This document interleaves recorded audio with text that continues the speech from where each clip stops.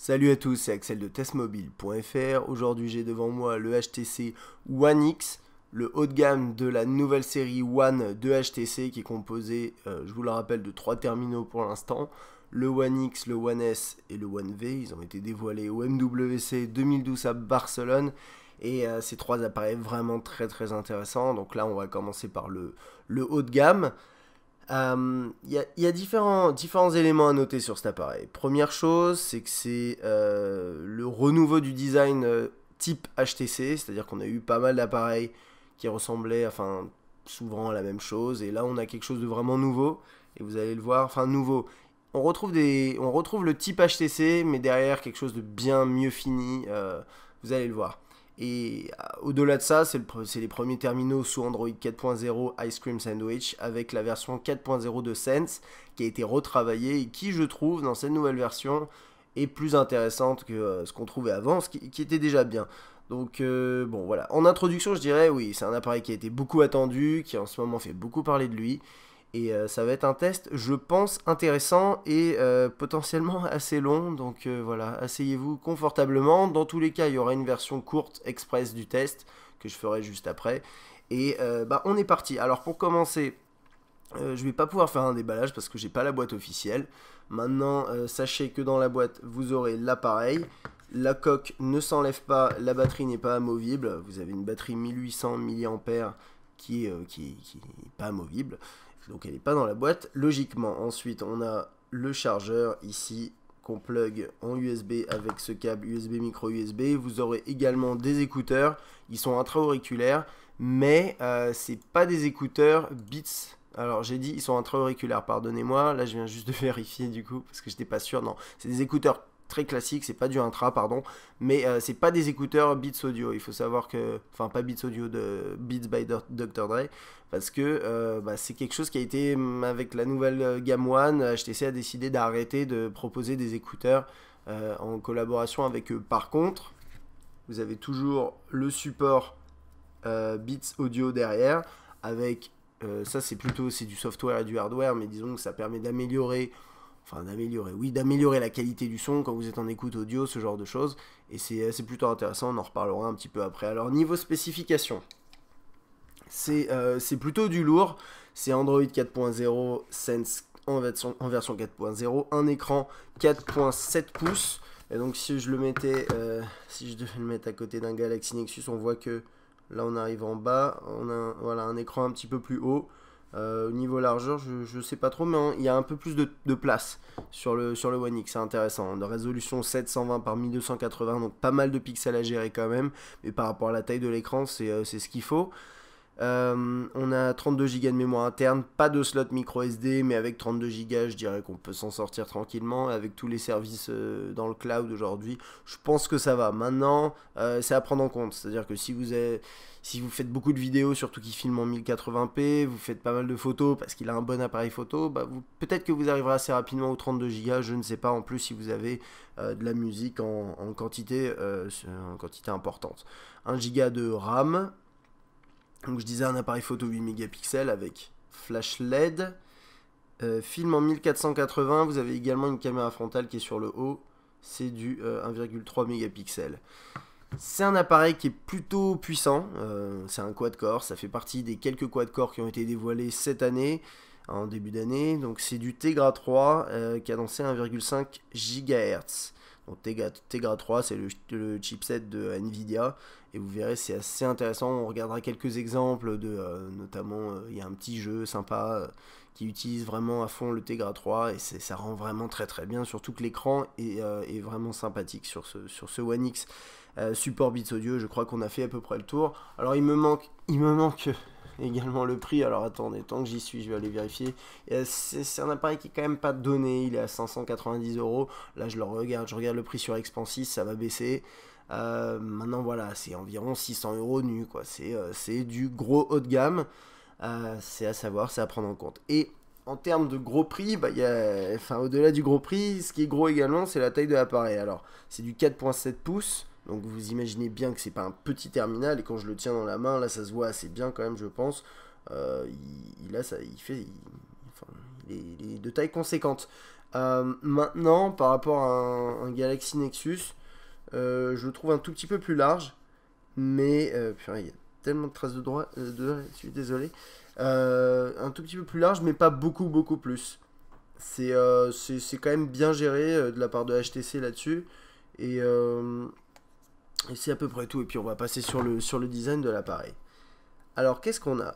Donc on a un design, comme je disais, qui est un petit peu type HTC, mais un peu différent. Dans le sens où on a une barre là-haut avec cette fameuse sortie audio en haut. En bas, on a pareil un petit espace comme ça. Et c'est très HTC avec des coins un petit peu arrondis. Mais au-delà de ça, c'est vraiment beaucoup mieux fini, beaucoup mieux travaillé. On a des éléments beaucoup plus fins. Ça, c'est une finition très intéressante avec un petit peu type céramique, mais pas comme sur le One S, c'est un petit peu différent. Et le feeling est vraiment très bon. Je sais pas si ça se voit à la caméra. Voilà, c'est une matière légèrement mate. Bah, de toute façon, elle est mate, mais le feeling est très bon en main. Et ça a l'air très solide. Et derrière, sur les côtés, là, on a du plastique dur qui est, quand je dis dur, c'est quand on appuie dessus, hein, il s'enfonce pas, et c'est plutôt de qualité. Derrière, c'est un terminal qui pèse, j'ai pas le poids de tête, c'est pas forcément très intéressant, mais je peux vous le sortir, mais c'est un appareil qui a le poids, on va dire, parfait par rapport à la taille, à savoir que vous n'allez pas avoir l'impression que c'est une brique, mais en même temps, il pèse suffisamment pour lui donner un petit peu de qualité psychologique. Il pèse 130 grammes. Pour moi, c'est un poids largement raisonnable et même tout à fait correct pour un terminal de cette taille. Je compare par exemple ici à un Galaxy S2 qui il me semble un petit peu plus léger, mais qui fait quand même beaucoup plus cheap quand on le tient dans la main, parce que c'est du 100% plastique. Là, il y a quand même quelque chose en plus. Et c'est très agréable. Donc au-dessus de l'écran 4.7 pouces, on a, si vous arrivez à le voir, on a la sortie audio ici, voilà, avec la caméra frontale 1,3 mégapixels. Et vous voyez ici, on a l'écran qui commence quasiment directement. Il n'y a pas beaucoup d'espace ici, c'est assez bien géré. Et ça, moi, c'est quelque chose que j'apprécie. Également sur les côtés, quand on regarde, voilà, les bordures sont assez fines. Alors ça peut faire en sorte que de temps en temps, si vous promenez vos doigts un peu trop, comme ça, vous dépassez, vous allez toucher l'écran. Moyennant quoi, c'est quelque chose, moi, en l'utilisant pendant 2 semaines, en toute franchise, ça m'est pas arrivé. Donc, bon, j'ai vu des testeurs qui parlaient de ça, c'est pour ça que j'en parle. Maintenant, c'est pas quelque chose qui m'a posé réellement problème. En dessous, on a 3 touches sensibles, retour, accueil et multitâche. Vous remarquerez qu'il n'y a plus de touche menu. C'est un choix de HTC. Il y a eu plusieurs choix par HTC. D'un, ici, il n'y a plus la touche recherche et ça a été remplacé par une touche multitâche. Je vous rappelle que normalement, le multitâche sur Android, quand je dis normalement, c'est dans les versions 2.3, on reste appuyé sur accueil et on a le multitâche qui s'affiche. Là maintenant, on a un accès multitâche directement ici. Je trouve que c'est pratique. Maintenant, il y a un petit truc à savoir, c'est que enfin, HTC n'a pas choisi d'intégrer les touches type Galaxy Nexus pour ICS en tactile directement à l'écran. Donc on a juste ces 3 boutons là, et il y a certaines applications, vous allez le voir, je sais pas, je lance n'importe quoi, vous allez avoir du coup ça en bas de l'écran qui s'affiche, qui fait office de bouton menu, puisqu'il n'y a pas de bouton menu disponible ici. Donc HTC a dû faire un petit ajustement, et en fait on a toute une zone de l'écran dans pas mal d'applications qui est occupée par cette touche menu. Et ça, c'est un petit peu dommage. Maintenant, avec le temps, normalement, les applications vont petit à petit s'adapter à ICS et mettre leur bouton de menu généralement en haut ou des choses comme ça, l'intégrer dans l'interface dans l'interface de l'application, et qui soit pas présent, enfin qui compte pas sur la présence de ce bouton sur l'appareil en tant que tel. Mais bon, en attendant la transition, on a toujours des choses un petit peu étranges. Mais pour moi, c'est pas un gros problème. Il y a pas mal de gens qui ont trouvé que c'était un peu dommage. C'est vrai que ça prend un peu de place à l'écran. Mais bon, ça devrait disparaître à terme. Ok. Ensuite, qu'est-ce qu'on a? On a des petits rebords ici. Légèrement en relief sur certains endroits. Par exemple ici, voilà, c'est légèrement en relief. Sinon ici, c'est complètement plat. Comme vous le voyez ici. Et c'est un design que j'aime particulièrement parce qu'il est vraiment travaillé. C'est top, c'est très bien fait. Et c'est pas quelque chose qui est habituel. Enfin, j'avais tendance à dire que les designs et les finitions chez HTC n'étaient pas très bonnes, à part sur du très haut de gamme. Et là, ici, on a quand même affaire à quelque chose de vraiment bien. Ok, ensuite, qu'est-ce qu'on a sur la droite? On a une longue touche volume et rien après. Donc on n'a pas de bouton dédié pour l'appareil photo, ça c'est à savoir. Maintenant, c'est pas forcément nécessaire, si c'est bien fait dans l'interface, et vous le verrez, c'est pas trop mal. Sur le haut, on a un bouton on-off, verrouiller, déverrouiller. Là c'est un petit micro. Et on a le jack 3.5 ici, qui est un petit peu donc en pente sur la tranche, sur l'arrière. Ici, c'est pour la SIM. Voilà, ces petits caches comme ça. Je sais plus comment on l'ouvre, mais je crois qu'il faut mettre un truc là-dedans ou tirer dessus, je sais plus trop. En tout cas, là j'ai mis une SIM et ça tourne en micro SIM. Donc ça devient de plus en plus commun sur les récents appareils, surtout dans le haut de gamme. Donc à prendre en compte, voilà, si vous avez actuellement une SIM, il va falloir soit la découper, soit demander une micro SIM. Bon, c'est pas trop un problème ici. Alors, côté gauche, on a micro USB et c'est tout. Et vous voyez, il est légèrement en courbe, hein, l'appareil. Pas forcément l'écran, il me semble, mais au moins l'appareil. Mais c'est léger, hein.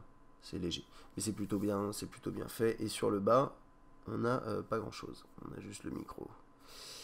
À l'arrière, cette fameuse coque arrière dans cette matière très, très agréable au toucher, qui est dure, hein. C'est pas mou, c'est pas du caoutchouc, hein. Donc, mais le feeling est bon, c'est mat. On a cette zone là, voilà, donc c'est ce petit bloc d'appareil photo qui ressort un petit peu, c'est ce genre de truc très HTC, on le trouvait sur le Desire HD de manière un peu plus grossière. Là je trouve que c'est pas trop mal. C'est un peu particulier quand même, mais c'est pas gênant. Moi le seul truc qui pourrait éventuellement me poser problème, j'ai pas pu le vérifier vraiment, c'est quand on pose l'appareil comme ça, finalement on a cette zone là qui repose directement, puisqu'elle est un petit peu en relief. Et je pense qu'à terme, il y a moyen de rayer cet élément-là, sans pouvoir vous le garantir. Mais la logique voudrait que, voilà, à force de le laisser traîner comme ça, au bout d'un moment, ça se raye, hein, vous voyez. Le flash à côté, flash LED, donc petit flash LED, hein, qui est pas extrêmement puissant, mais qui fait quand même le boulot en conditions mauvaises. Là, on a des petits pins, des petits, je sais pas comment on appelle ça, des petits connecteurs. Donc c'est un petit peu comme sur le Galaxy Nexus. C'est dans le but de connecter à un dock. Il n'y a pas de dock fourni, hein, c'est pas comme sur le HTC Rime. Et puis derrière, on a le logo HTC, le haut-parleur ici, Beats Audio, des petites mentions à peine lisibles, et c'est à peu près tout. Et comme je vous disais, on ne peut pas ouvrir la coque, hein, vous pourrez bourriner dessus, ça ne va pas s'ouvrir, c'est normal, c'est fait exprès. Alors, on va passer du coup à l'interface, et désolé déjà, l'introduction qui est presque 15 minutes, c'est un petit peu long, mais comme je vous ai dit, ce sera un test un peu long, donc voilà. Alors... On va zoomer un petit peu, puis on va voir tout ça, parce que HTC Sense en version 4.0, c'est vraiment... ça reprend les bases, les fondamentaux de HTC Sense, qu'on aime ou qu'on n'aime pas. Moi, je trouvais ça pas trop mal, et surtout complet en termes de fonctionnalité. Là, derrière, on a une interface qui a été retravaillée, on a des nouvelles fonctionnalités, mais on a surtout voilà, un design qui est plus, d'après moi, plus fin, un peu plus mature. Je trouvais que dans les versions précédentes de Sense, c'était un petit peu grossier. Il y avait eu des efforts de fait, mais je trouve que là, on est sur quelque chose de bien mieux. Et ça commence par l'écran de déverrouillage. Donc ça doit vous dire quelque chose. Ça ressemble beaucoup à ce qu'on avait sur des sensations, sur toute la gamme, enfin, sensation XL, XE, avec le système d'anneaux pour déverrouiller. Et derrière, la possibilité également d'accéder à une fonctionnalité donnée rapidement, donc de cette façon. Je vous remontre, voilà, vous prenez l'icône, vous la déplacez. Ça, c'est personnalisable. Et vous avez également différents écrans. Je vais vous montrer ça tout de suite. Toc. Dans personnaliser. Donc personnaliser, ça c'est une option qu'on pouvait avoir avant quand on faisait menu. Et donc là, on a besoin de passer dans les paramètres. C'est pas forcément un problème. Mais là, on a des thèmes. Donc ça, c'est vraiment un ensemble de widgets fond d'écran associés. Enfin, qui sont par thème. Ensuite, on a Skin, qui permet là de modifier un petit peu plus l'aspect graphique de l'interface. En tout cas, ici du dock, ce genre d'éléments. Donc là, il est noir. Là, il est un peu plus transparent, ce genre de choses. C'est plutôt bien. Et ça, c'est classique HTC, hein. La personnalisation, c'est quelque chose qui est propre à HTC. Et moi, perso, je trouve ça sympathique. Là, on peut changer le fond d'écran. Fond d'écran à partir de la galerie, il y a des fonds d'écran HTC qui sont proposés et on a des fonds d'écran actifs, c'est les fonds d'écran normalement animés. Donc je vais vous en mettre un petit, je sais pas, la météo, Ou bien je peux... Ouais, voilà, on peut le laisser comme ça, pardon. Je crois pas qu'il me l'ait mis, parce que j'ai pas sectionné la ville, désolé, attendez. Je vais vous le remettre pour vous montrer un peu à quoi ça ressemble. Mais c'est ce genre de truc, c'est plutôt sympa, je vais faire aperçu. Voilà, c'est en fonction de la météo qu'il y a. Vous pouvez déterminer la ville, vous pouvez dire que c'est à l'endroit où vous vous situez, et c'est plutôt sympa. Bon, ça c'est pour tout ce côté personnalisation. Ensuite, vous pouvez choisir le type d'écran de veille. Donc là, j'ai choisi productivité. Normalement, il y a des notifications qui s'affichent sur l'écran de veille, l'écran verrouillé. Sauf que là, j'ai pas de notification. Donc, on a l'album photo également, ce genre de choses. Et si par exemple je l'active, ça va donner ce genre de rendu. Je trouve que celui-là, il est un peu hard, il fait un peu mal aux yeux, mais c'est ce genre d'idée quoi. Vous pouvez personnaliser jusqu'à l'écran de déverrouillage et ça marche bien. Bien sûr, vous pouvez ajouter des widgets, personnaliser les écrans d'accueil en ajoutant des raccourcis, des applications, ce genre de choses. Donc là, on a un navigateur de widgets qui est plutôt bien fait. Je trouve qu'il est même presque mieux fait que dans ICS en pur, par exemple sur le Galaxy Nexus. Donc là, voilà, on a plusieurs widgets, on peut les voir. Et puis par exemple, je vais en sélectionner un, donc friend stream. Hop, il va le mettre automatiquement sur l'écran qui est libre. Et après, on peut choisir un autre écran. Ici, par exemple, là, je mets ça, il va me dire qu'il n'y a pas la place, ce genre de choses. Après, vous pouvez réorganiser assez facilement, en fait, votre écran d'accueil. Et ce qui est pas mal, c'est que voilà, avec HTC, vous avez tout ce côté personnalisation. Donc là, ici, j'ai également des horloges analogiques, différents types, numériques. Je pense que j'en ai plusieurs. Horloges essorage. Horloge faisceau numérique, j'en ai une avec la météo, très typé HTC, hein, ça qu'on connaît depuis les premières personnalisations de Windows Mobile. Donc ça c'est plutôt chouette. Et oui, c'est classique HTC. Et puis ensuite on a des widgets plutôt interactifs ici avec les messages. Enfin, vraiment beaucoup de choses. Et on a plusieurs versions des widgets dans la plupart des cas, pas toujours. Par exemple là on a 2 widgets musicaux. On a même 3, donc 3 formats, un grand, un moyen et un petit, ce genre de choses. Et ça, c'est vraiment une grosse valeur ajoutée. Il y a assez peu de constructeurs aujourd'hui qui personnalisent à fond Android. Et moi, je trouve que c'est vraiment un point fort de HTC sur cet appareil. C'est d'avoir cette personnalisation, en plus des fonctionnalités que vous allez voir dans une toute petite minute. Donc on a encore pas mal de choses, hein. Vous avez vu, il y a 26 pages entre guillemets avec des widgets. Alors c'est un mélange pardon, entre des widgets HTC, Google, Android déjà proposé par défaut dans ICS, et puis bien sûr vous pouvez en télécharger d'autres. Ensuite dans l'application là on peut mettre des raccourcis, là j'ai d'autres raccourcis et ça peut être notamment vers des messages, vers les contacts, ce genre de choses. Et puis c'est à peu près tout. Si on appuie ici, hop, voilà, on a toutes les pages qui s'ajoutent. On peut rajouter ce qu'ils appellent un panneau. Et là, je ne peux pas en mettre plus. Donc on a 7 par défaut. Et ça, c'est assez classique Android de toute façon. Et puis, je crois qu'on a fait le tour hein, de la page d'accueil ici. Donc ça, c'est le widget musical, par exemple. Hop, ça marche plutôt bien. On a le tiroir des notifications. Il n'y a pas de contrôle rapide.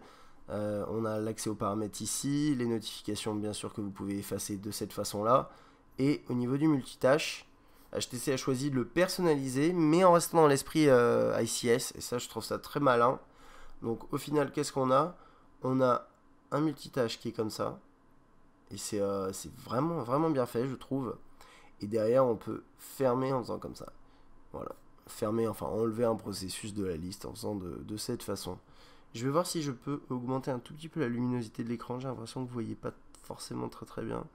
Et du coup, ça nous permet d'aller voir un petit peu là-dedans. Et je vais essayer de voir. Affichage.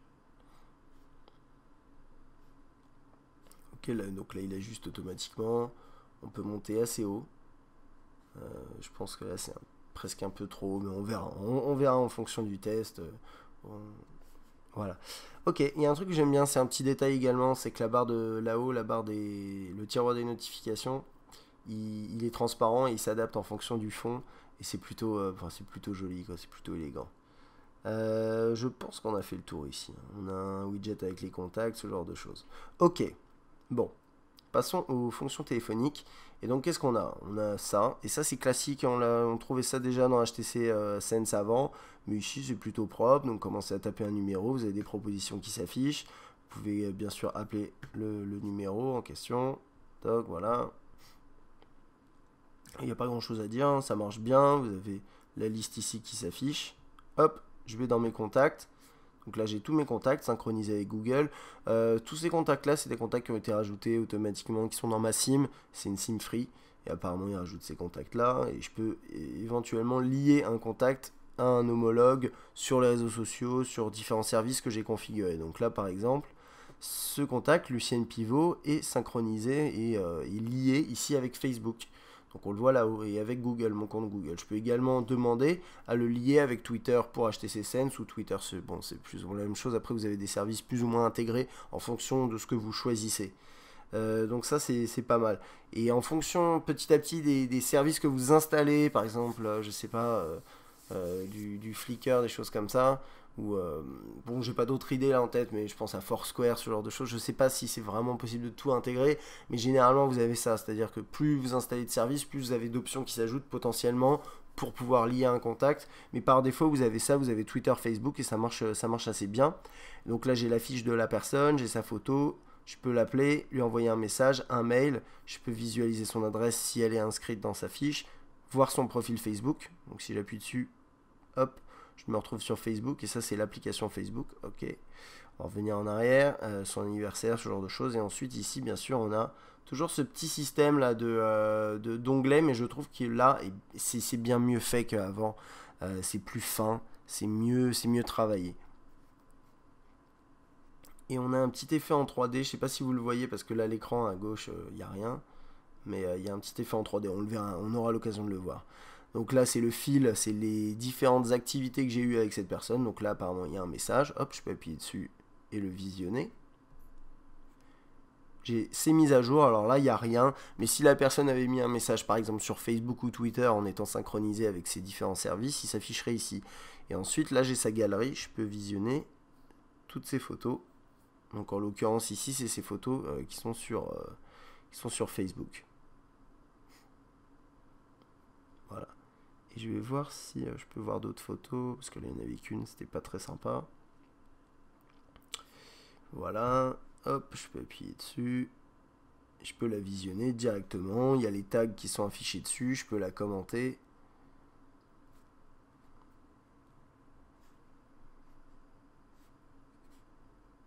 Si j'y arrive, c'est bon. Je crois qu'il faut appuyer là, voilà.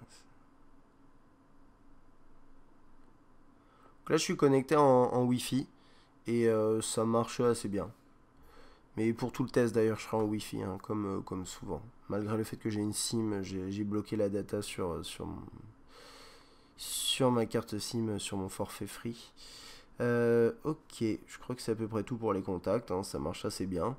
On peut bien sûr faire des recherches. Donc là par exemple je vais taper BER, voilà, il va s'afficher directement ici. Vous pouvez également faire une recherche vocale, j'ai jamais essayé, on peut essayer. Bertrand. Voilà, Bertrand, ok, bon, ce genre de truc. Et ça, c'est pas mal. Ensuite, vous pouvez ajouter un nouveau contact, ça, classique. Et puis, je crois qu'on a fait le tour ici. Hein. Dans les contacts, c'est à peu près tout. On a les groupes et les historiques, l'historique des appels. Donc là, par exemple, j'ai un appel vers le 1, 2, 3, il va s'afficher ici, etc. Tout ça, c'est classique, ça marche bien, c'est bien fait. On jette un œil au message.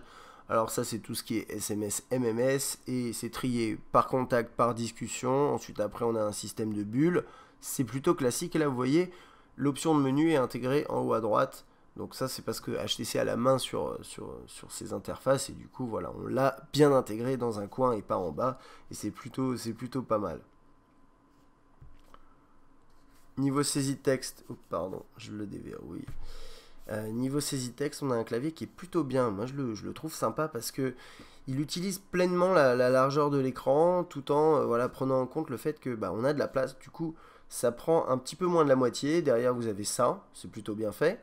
Si vous fermez le clavier, voilà, ça bouge forcément, hein, ça s'adapte. Et je trouve que les touches sont grosses, suffisamment grosses. bien géré. Et quand vous êtes en mode paysage, ça donne ceci. Et là, on a vraiment de la place. Mais ce qui est bien avec un écran 4.7 pouces, c'est de pouvoir taper en mode portrait. Moi, je trouve ça plutôt sympa. Donc, bonjour. Bonjour à vous. Comment ça va? Alors là, il m'a pas mis la CD. On va refaire un test. Ça, voilà, il me la met là. Non, pardon. Ça. Toc. Ok, il veut pas. Je sais pas exactement pourquoi. C'est pas grave. Bon, bah, il me l'affiche là quand même en tant que proposition. Et il devrait me la... Ouais, ok, je ne sais pas. Mais en tout cas, vous avez quand même une saisie... pas prédictive, mais Bah si, de toute façon, ça va pas anticiper les mots que vous tapez, mais ça va vous corriger ce que vous faites. Donc par exemple, si je veux taper cinéma, voilà, il va me le proposer, et par défaut, si je fais espace, il va me l'afficher, il va me l'écrire correctement. Donc ça, c'est bien, ça marche correctement. Et ensuite, on peut bien sûr le cacher, et il y a toujours ce système de sélectionner. Alors là, on peut sélectionner les différentes langues. Là, j'en ai plusieurs et je peux permuter d'un autre. Et je sais plus comment on fait. Je crois qu'il y a un système de... c'est pas grave. Mais en tout cas, ouais. Alors, attendez. Ouais, voilà, c'est ça. Là, je permute entre les langues et je vais essayer de revenir sur le français. Ce serait cool. Mais bon, c'est assez pratique. Ça permet de basculer dans les différents claviers. Je vais revenir en français. Et sinon, que dire de plus? Là, ici, vous avez les différents chiffres, les différents caractères, mais les chiffres, vous pouvez y accéder ici également en restant appuyé. Vous avez les flèches ici. Pourquoi pas? Ça peut être pratique pour aller de caractère à caractère. Et vous pouvez également y aller de manière plus précise, comme ça, de façon tactile. Voilà. Et si vous restez appuyé, vous pouvez faire une sélection de texte et faire des copier-coller.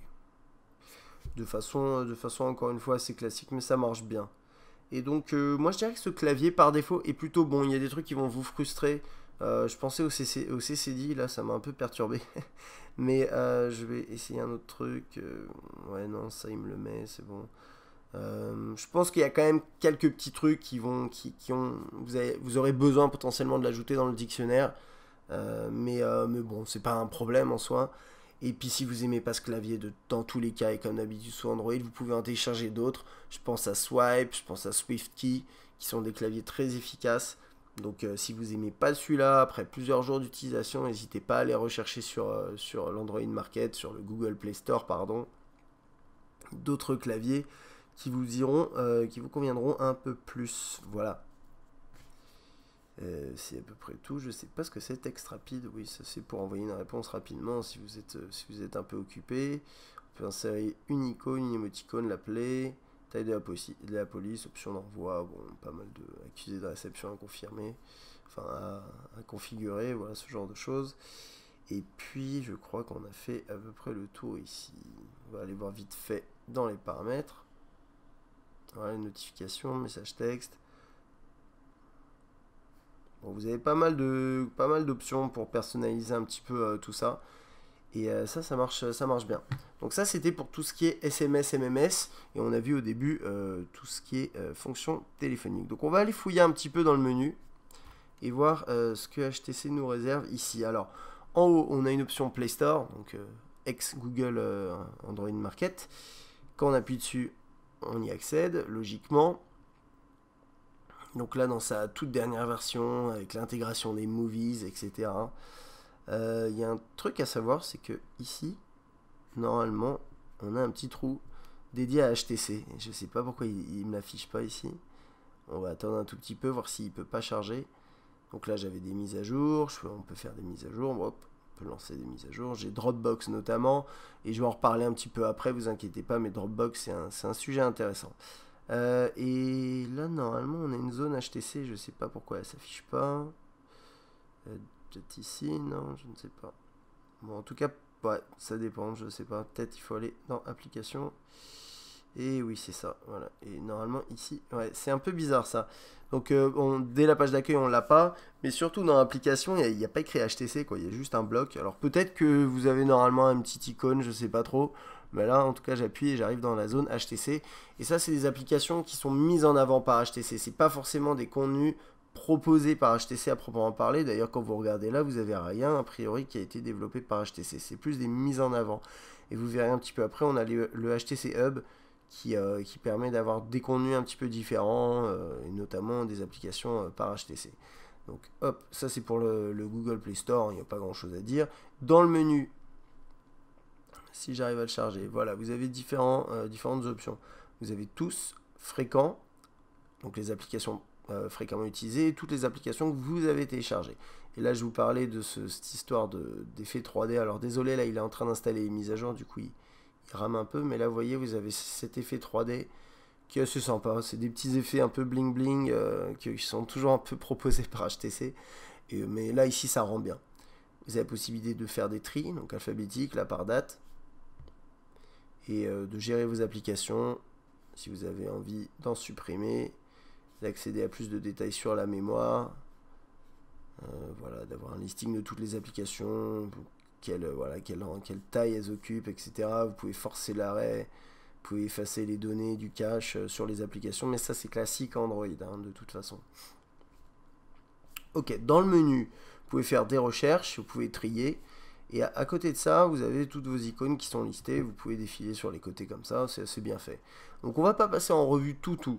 Par exemple là, 7 Digital, c'est une application que de toute façon vous pourrez éventuellement installer, ça vous permet d'acheter des contenus audio. Donc ça, bon, c'est pas forcément intéressant. Actualité météo, même chose, c'est quelque chose que vous avez par défaut dans Android de toute façon et qui est pas forcément très intéressant, je trouve, comme application. Le Adobe PDF Reader, tout ce qui est adresse, Google Maps, etc. C'est la même chose que tout ce que vous avez eu l'occasion de voir dans mes récents tests Android.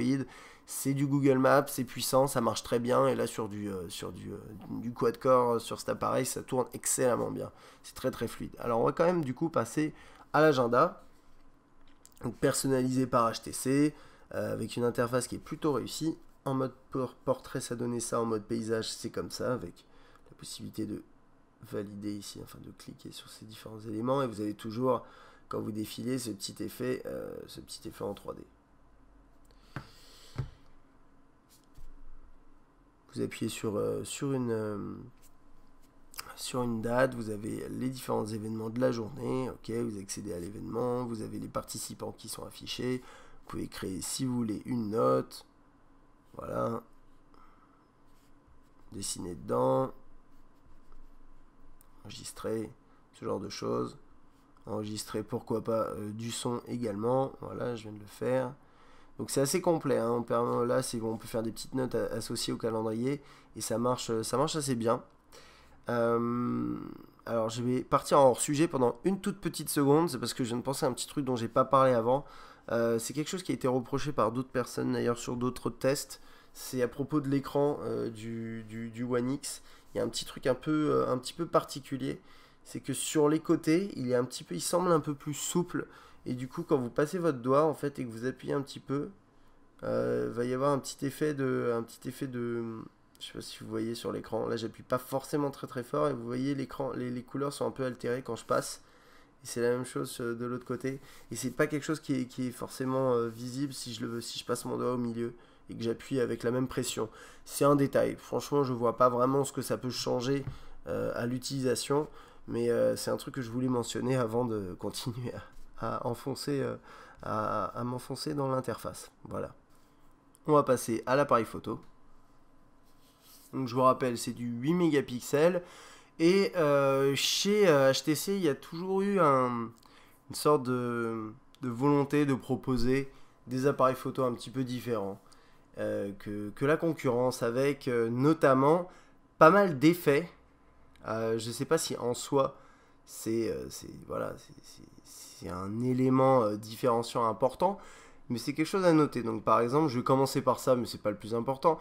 Et vous avez ici, voilà, avec cette petite bulle là au début que je n'ai pas su identifier pour tout vous dire, une bonne quantité d'effets, dont certains qui du coup nécessiteront pas l'utilisation d'applications telles que Instagram, etc. Si vous aimez bien mettre des petits effets un peu vintage sur vos photos. Donc je pense par exemple, je sais pas, il y a un effet qui s'appelle vintage.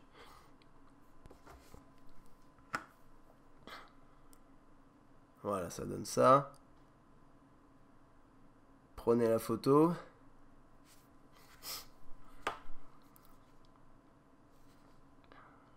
Le rendu est plutôt bon.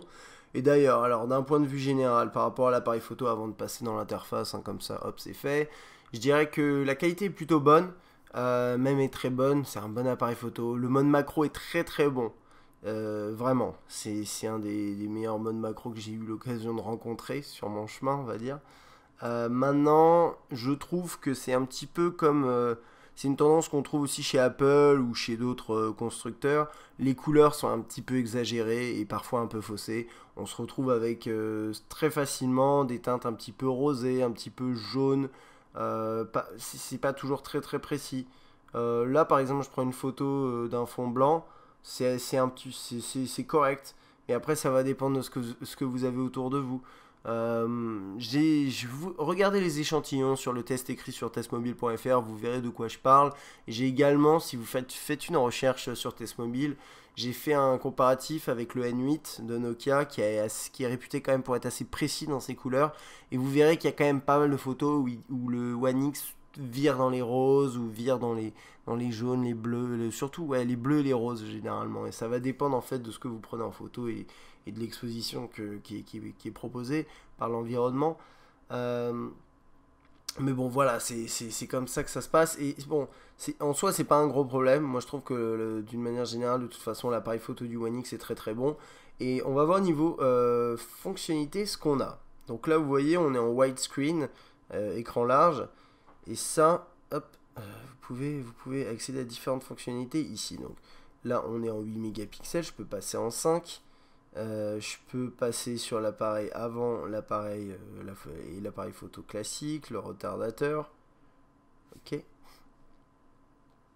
Et ce qui est intéressant, c'est qu'on a également la gestion de la qualité vidéo directement là-dedans. Donc là, on est en 1400, pardon, on est en Full HD 1920 par 1080. On peut repasser en 720p si vous avez envie d'avoir des fichiers qui sont un petit peu moins lourds. Confirmer après la capture, ajustement de l'image. Je cherchais un petit truc, je sais pas, je vais trouver. Voilà, c'est ça. Donc là, on a option de l'appareil photo, détection de visage, tout ça, et on a écran large. Et en fait, quand vous décochez écran large, vous allez vous retrouver dans ça. Et au niveau de la résolution, du coup, je me demande ce que ça change. Ça doit changer, ça doit cropper un peu. On doit toujours être en 8 mégapixels, mais avec un ratio différent. Voilà, ça c'est comme vous le sentez. Moi, je trouve que bon, ça me dérange pas hein, d'avoir l'écran large, du widescreen, ça passe assez bien. Vous pouvez géomarquer les photos, géotaguer en fonction de votre géoloc. Au niveau de la vidéo, on a la stabilisation vidéo que je vous conseille d'activer, l'enregistrement stéréo et audio. Et puis c'est à peu près tout. On a la grille, le son du déclencheur, transfert automatique qu'on peut activer. Et normalement, vous pouvez configurer des services comme Dropbox. Non, pourquoi il n'y a pas Dropbox? Je croyais qu'on avait Dropbox. Mais en tout cas, on a Facebook et Flickr. Et ça vous permettra d'uploader directement vos photos vers Facebook, par exemple, dès que vous la prenez, ce genre de truc. C'est assez sympa. Il me semble qu'il y avait Dropbox, mais bon, c'est pas grave. Là, je l'ai activé, mais j'ai pas configuré le service, donc il devrait pas le faire. On a la gestion de la sonnerie ici. Je le savais, mais j'étais pas sûr. Ouh. Très sympa. Ok, la gestion du zoom se passe ici directement sur l'écran tactile. J'admets que moi je préfère quand on utilise les boutons ici, mais c'est pas forcément un gros problème. Là, vous avez, bon ça c'est pour l'autofocus, mais là ici vous avez les différents, ils appellent ça les thèmes, mais c'est des modes de scène. Et ces différents modes, alors il y a mode de scène, donc par exemple on a portrait, paysage, tableau blanc, on a macro, mais on a également des fonctionnalités à proprement parler, donc par exemple HDR, qui permet d'avoir une image qui regroupe différentes expositions dans le même visuel, dans le même paysage par exemple. Le rendu est souvent un petit peu artificiel, mais c'est classique pour du HDR, et si vous aimez bien ça, pourquoi pas, vous pouvez essayer. Et on a une fonction panorama qui est assez bien faite. Donc vous voyez, vous avez la gestion de la ligne là pour rester un peu droit, et ensuite après vous prenez la photo et vous vous déplacez. Tac, voilà, ça va prendre la deuxième, etc., etc. Les rendus sont corrects. Ça va généralement. Et puis la gestion du flash en haut à droite, là-haut, si j'arrive, je peux pas, ici. Voilà, on a la gestion du flash directement et c'est assez rapide, c'est bien fait. Et tout là-haut, on a vidéo en ralenti. Alors bon, moi je vais vous montrer ça tout de suite, même si on fait pas de vidéo enfin si j'étais pas encore dans la vidéo, mais c'est ce genre de truc quoi. Voilà, super. Alors là, il m'a mis la lampe torche, la torche en même temps.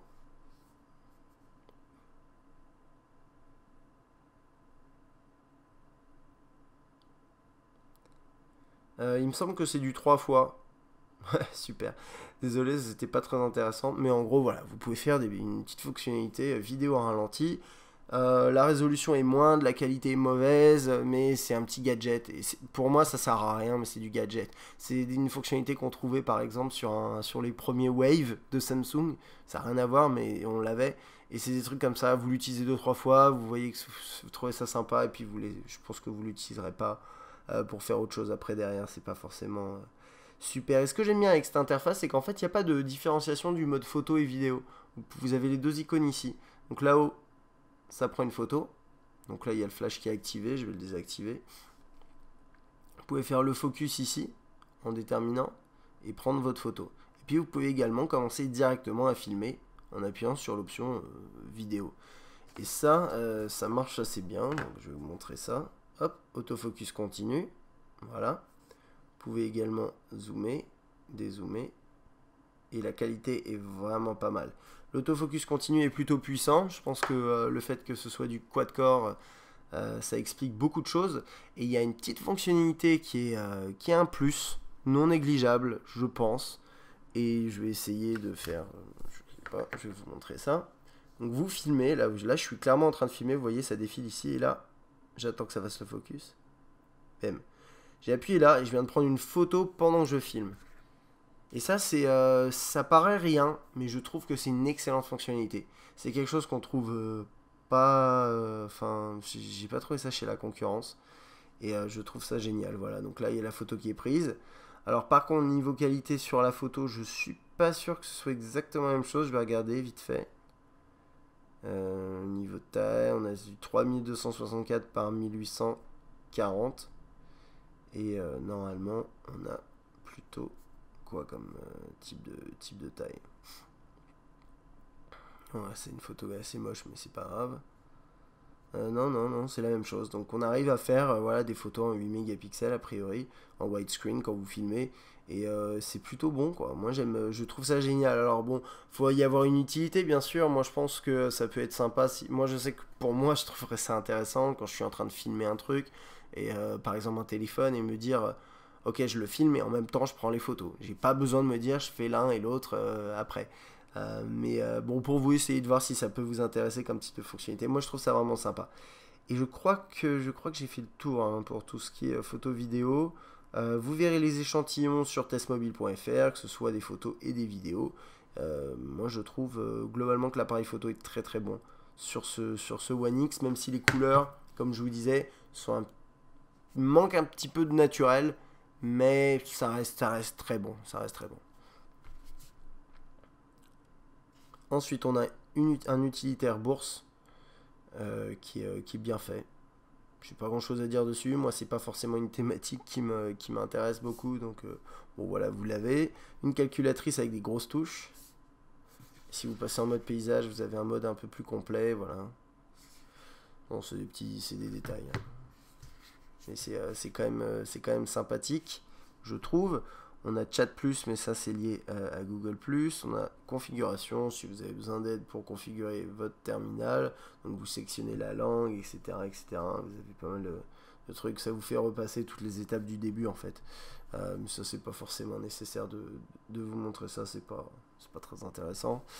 Ok, ensuite les contacts, ça on a vu, un dictaphone. Ok. Et je pensais à Dropbox. Alors, pourquoi Dropbox? Parce que il y a pas mal de... Enfin, ce qu'il faut savoir, c'est que HTC et Dropbox... Alors, Dropbox, rapidement, c'est quoi? C'est un système dans le cloud, avec des serveurs sur Internet, qui permet de stocker des fichiers. Et donc, par exemple, hop, ça vous permet d'envoyer sur des serveurs vos photos, n'importe quel fichier en fait. Et ce qui est bien, c'est que c'est un système qui marche à la fois sur votre ordinateur, qui s'intègre dans votre ordinateur, Mac, PC, je crois Linux également, et qui va également fonctionner sur mobile. Donc là on l'a sous Android, mais vous l'avez également, il me semble, oui, de toute façon on l'a partout. Ça marche sous iOS, ça marche sous Symbian, etc. Et ce qui est intéressant, c'est que par défaut, je crois que vous avez 2 Go de mémoire offert, et après vous pouvez en racheter. Et bien là, avec HTC, Dropbox a fait un partenariat où vous avez jusqu'à 25 Go de mémoire offerte, parce que vous avez un terminal HTC. Et ça, c'est vraiment sympa, quoi. Donc, qu'est-ce que ça va faire? Ça veut dire qu'en gros, en plus des 32 Go de mémoire sur votre terminal, vous avez 25 Go à côté qui sont dans le cloud, qui sont sur Internet, particulièrement bien si vous voulez sauvegarder vos photos, ce genre de choses. Je trouve ça vraiment bien. Je trouve ça vraiment bien et ça vous permet de faire des sauvegardes, ce genre de choses. Je sais pas, là par exemple, j'ai une photo, vous appuyez dessus, ça va charger, elle peut s'afficher directement. Et là, elle est téléchargée en local. Et il me semble qu'après, vous pouvez la supprimer si vous avez envie, vous pouvez la partager, ce genre de choses. Et ça marche bien. Moi, je trouve que cette application, elle est puissante. Et c'est vrai que là, il est en train de charger les photos que je viens juste de prendre. Donc, vous voyez en direct là, il est en train de les envoyer. Je peux mettre en favori des fichiers. Mais ça, c'est bien parce que c'est des partenariats utiles qui sont réalisés avec différents fournisseurs de services. Et moi, je trouve que celui-là, il est vraiment pertinent par rapport à la problématique qu'on a, à savoir qu'il n'y a pas de... il n'y a pas de port micro SD. Mais c'est pas tant que c'est pas que par rapport à cet appareil-là et à cette spécification, c'est aussi de se dire aujourd'hui, même si on a beaucoup de mémoire sur nos appareils, on n'a peut-être pas envie d'avoir tout en local. On a envie, à la manière de par exemple Spotify quand vous l'utilisez, vous pouvez avoir envie de rien stocker, d'utiliser votre forfait data pour écouter votre musique ou regarder vos photos, quoi. Donc c'est pas mal du tout. On va passer à tout ce qui est email. Alors comme d'habitude, soit Android, vous avez 2 possibilités. Soit vous utilisez le client proposé par HTC ici, soit vous utilisez le client Gmail là. Voilà, alors le client Gmail par défaut ici, il est très bien. C'est le même qu'on a sur le Galaxy Nexus par exemple. Il est plutôt propre, j'ai pas grand chose à dire là-dessus.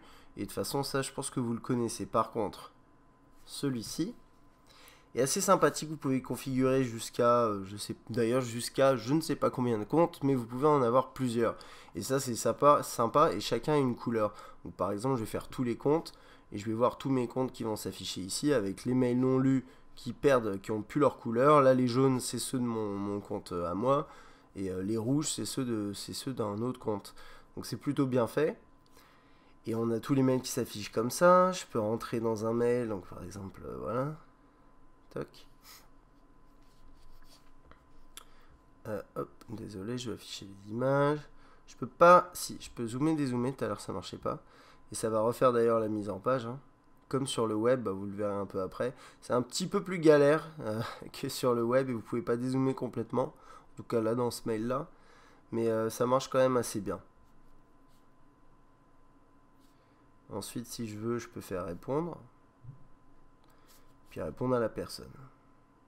Donc ça marche bien. Ensuite, je reviens en arrière, faire nouveau. Je vais mettre, hop, j'envoie un mail. Donc j'ai choisi la personne. Je peux afficher un CC ou CCI. C'est assez bien fait. Je peux sélectionner le contact dans la liste là. Moi je vais prendre ces 2 personnes.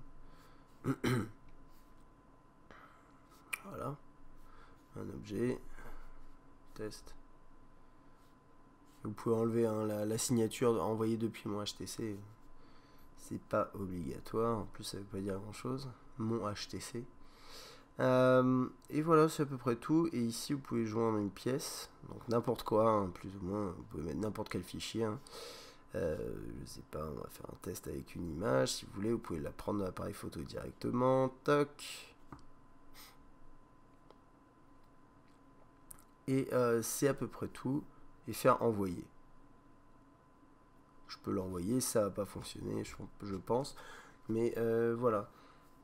En mode paysage, ça donne ça. C'est un petit client qui est assez sympa. Et ce qui est bien, c'est que vous avez également Bon, bien sûr, vous avez les notifications quand vous recevez des emails, mais vous avez aussi des widgets liés aux emails. Alors, je les ai pas installés là, mais normalement vous en avez. Je vais voir si je les trouve. D'ailleurs, vous pouvez aller là pour lister. Voilà, il y en a un qui est ici. Toc, je trie et j'en ai 3 en fait. Donc, par exemple, je vais essayer d'en mettre un. Le problème, c'est qu'il va me dire qu'il n'y a pas la place. Donc voilà, il faut vider l'espace, mais bon, là je vais pas le faire. Bon, attendez, je vais quand même vous montrer à quoi ça ressemble. Attendez un instant.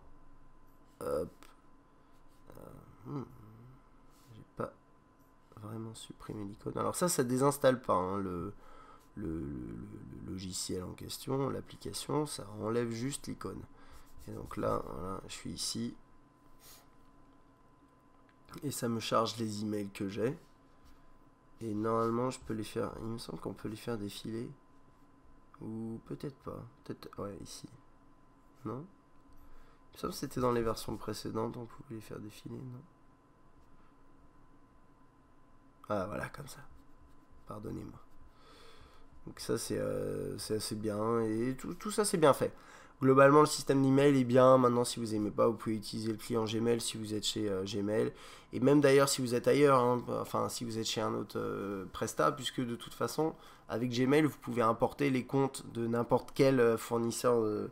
Même si vous avez votre propre domaine, vous pouvez les mettre dans Gmail et ensuite les recevoir ici. Donc, c'est assez libre hein, niveau email. Ensuite, vous avez un éditeur de films.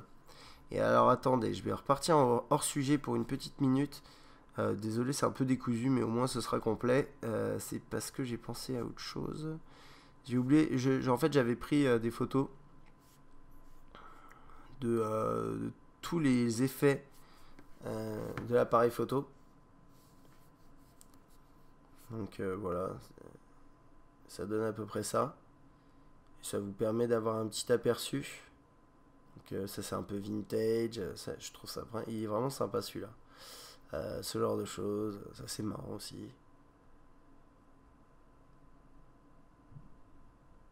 Voilà. Donc ça c'était pour avoir un petit aperçu des effets. Et puis je vous mettrai ces fichiers là sur Test Mobile dans le test écrit, histoire que vous ayez un aperçu un peu plus complet.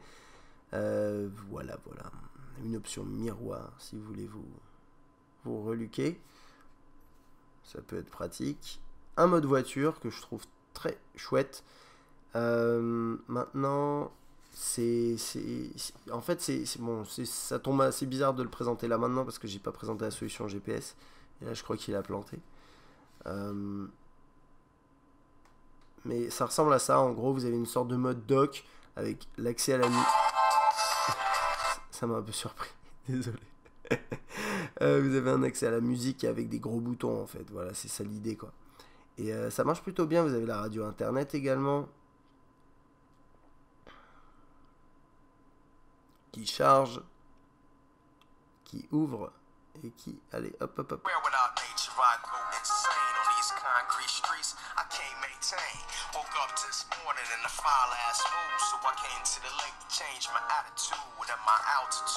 Je vous montrerai ça quand on parlera du lecteur musical, vous inquiétez pas. Là, vous avez une sorte de petit widget ici. Et la météo qui s'affiche, la navigation Google Maps et le mode téléphone. Et je trouve ça bien fait, quoi. C'est super bien conçu. Sur un écran aussi grand, ça reste acceptable quand vous êtes au volant. Maintenant, comme d'habitude, je vous conseille vraiment pas d'utiliser votre smartphone au volant, même si vous avez une interface de ce type-là avec des gros boutons. Dans tous les cas, quand vous appuyez là-dessus, ça veut dire que vous regardez pas la route. Et moi, je trouve pas ça super safe quand on conduit. Mais bon.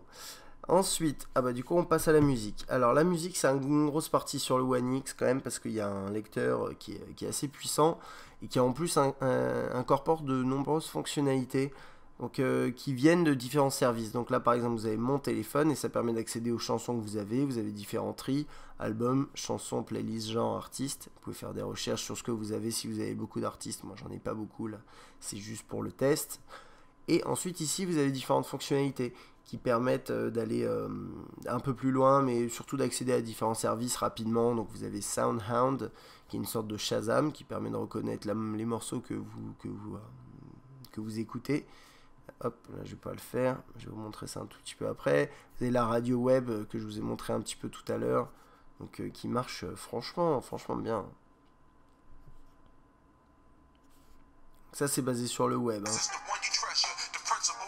Voilà, c'est pas une radio FM avec un tuner intégré, etc.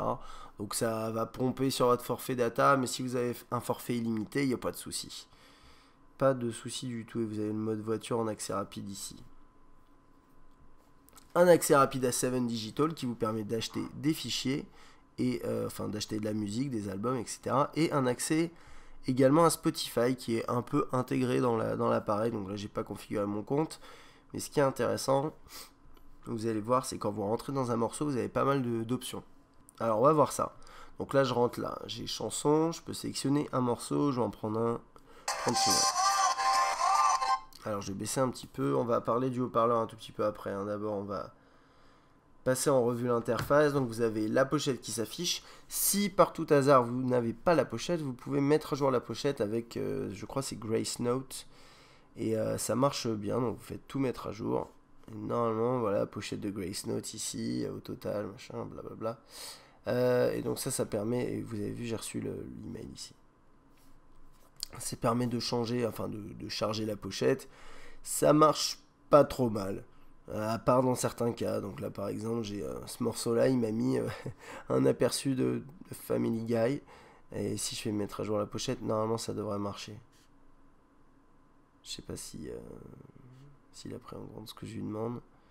Si je fais mise à jour automatique, vas-y, tu peux y aller. Bon, on va attendre un peu et on verra si ça fonctionne. Donc je suis là-dessus. Ensuite, qu'est-ce que j'ai? J'ai différentes options. Donc là, les détails de l'album, playlist, partagée, etc. J'ai le mode aléatoire ici, en accès rapide, le mode répétition. Les lecteurs ici, le lecteur qui est assez bien fait. Je vais lancer la lecture, on va regarder ce qu'on a. On a le mode de pause juste ici. On peut mettre pause pour le fichier, enfin pour la lecture. On a le gros widget ici, mais on a deux autres versions. Je vous ai montré au début un moyen et un petit. Et c'est pas tout. Normalement, on a également, voilà ça. Ça permet de mettre en pause et de faire suivant précédent. Et il y a un autre truc qui est bon à savoir, c'est que si vous restez appuyé dessus et que vous faites ça, vous accédez directement à la lecture musicale. Donc ça marche bien, c'est bien intégré. Et l'interface, je trouve, est plutôt propre. Et quand vous passez en mode paysage, ça ressemble à ça. Donc avec une interface qui est un peu adaptée, mais pas tant que ça. Et d'ailleurs, en mode paysage, vous avez rien de plus que ça. Voilà, vous n'avez pas un mode type cover flow. C'est pas forcément un problème, hein. Moi, je suis pas extrêmement fan de ce type de mode. Et autre chose que je voulais vous montrer, parce qu'il y a encore des petites fonctionnalités, c'est pas ça, c'est ça. Donc ça permet de reconnaître le morceau que vous êtes en train d'écouter. Et là, ça va pas fonctionner parce que je suis pas en train de le lire. Alors attendez, je vais le refaire. Désolé, c'était pas ça que je voulais faire. Voilà.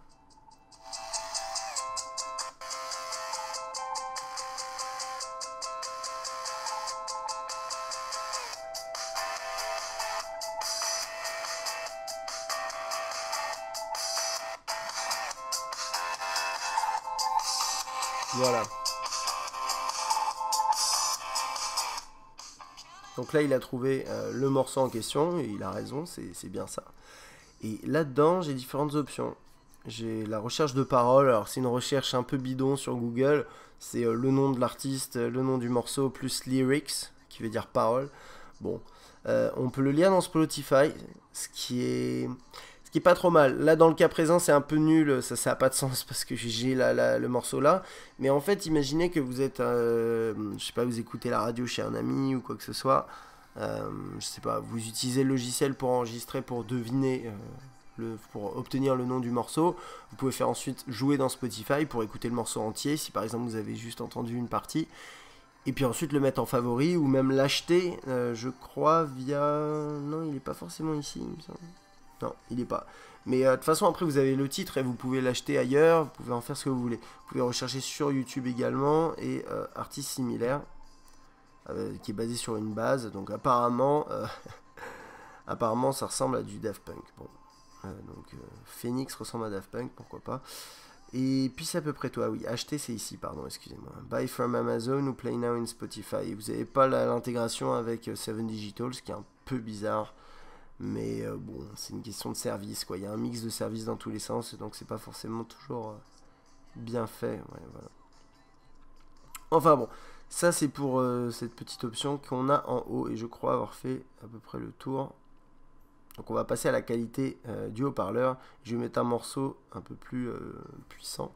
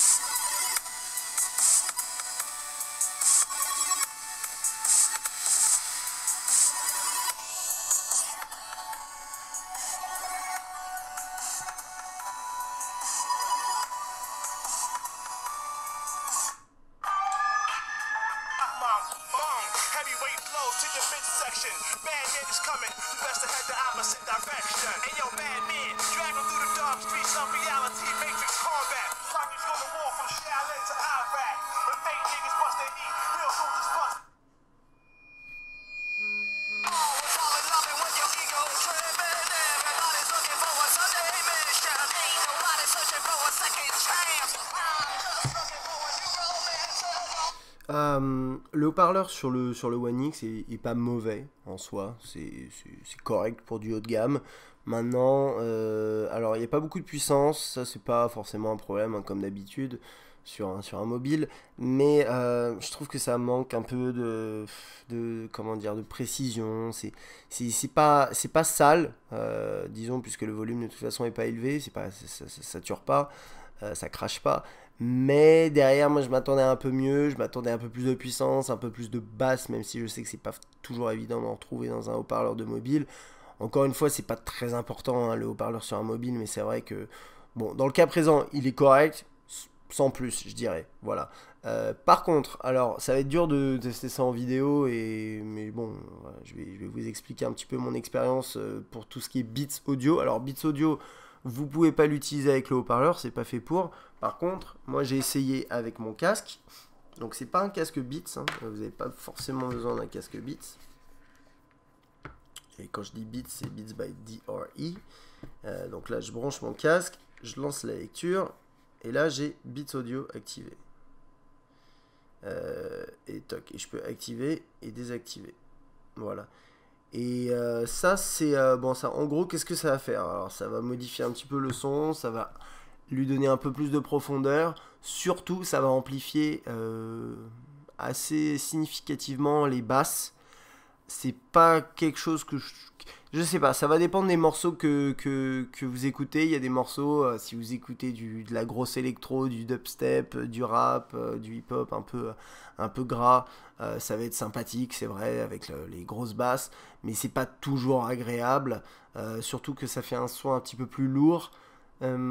Personnellement, je suis pas extrêmement fan, mais je dirais que ça peut convenir à beaucoup de personnes, et tout dépend des styles de musique que vous écoutez. Donc bon voilà, c'est à peu près ce que j'ai à dire là-dessus. Et oui, clairement, on ressent une amélioration du son quand on active Beats Audio, mais ça reste de toute façon écoutable sans Beats Audio si vous aimez pas du tout les basses proposées par le système. Dernière fonctionnalité, bon, qu'on va pas pouvoir tester ici, qui est intégrée dans le lecteur musical, c'est ce qu'ils appellent serveur média, donc c'est tout ce qui est DLNA. Et là, moi, j'ai pas vraiment de serveur DLNA configuré. Bon, là, j'ai mon ordinateur qui est détecté parce qu'on est sur le même réseau, mais il n'est pas configuré. Il n'y a pas de serveur DLNA configuré dessus.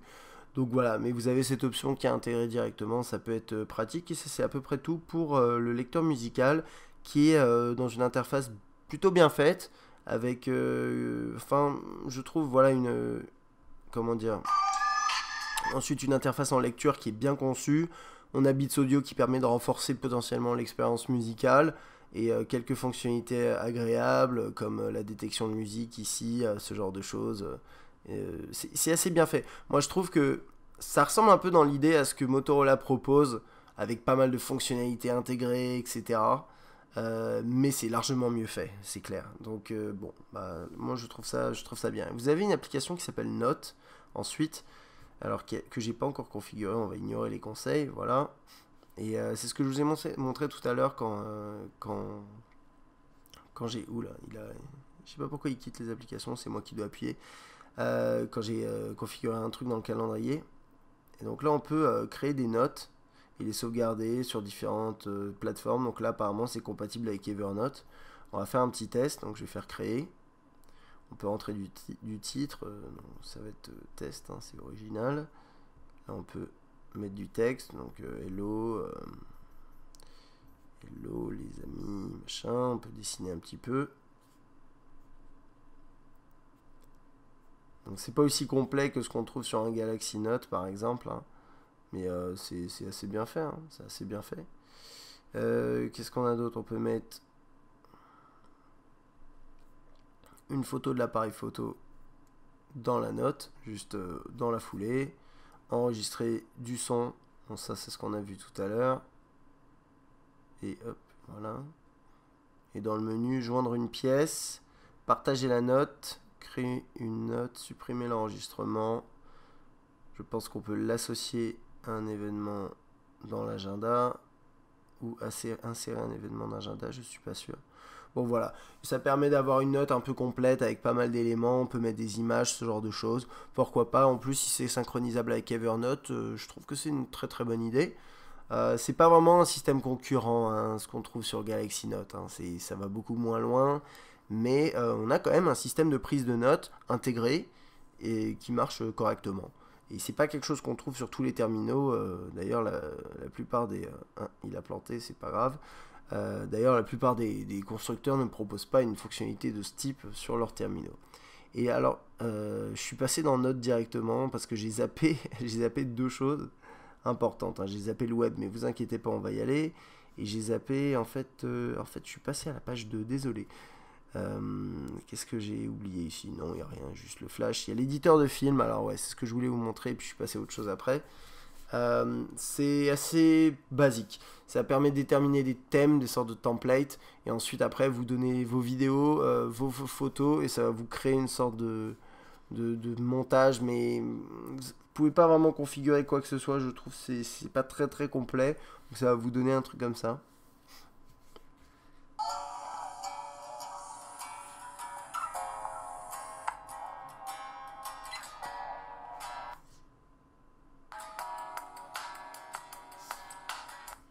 Donc là, je peux changer la piste musicale si j'ai envie. Bon, voilà quoi. Mais là, ça fait un mix entre le son de la vidéo et le son qui me propose, la musique qu'il me propose. Je peux choisir de plus écouter la musique ou plus écouter le son de la vidéo. Mais ça s'arrête là, il n'y a pas grand chose. Vous pouvez quand même ajouter différents éléments. Donc là, par exemple, c'est surtout des vidéos et des photos. Moi, ce que je cherchais, c'est est-ce qu'on peut insérer des titres, des choses comme ça. Et j'ai pas trouvé. Donc là, par exemple, je sélectionne un thème. Je vais dire formel. Pardon. Ok. Hop. Voilà. Et là, vous voyez, c'est plutôt tout ce qui est photo. Donc, imaginons. Hop. Ok. Là, voilà, je peux que mettre en fait des photos et des vidéos à la suite.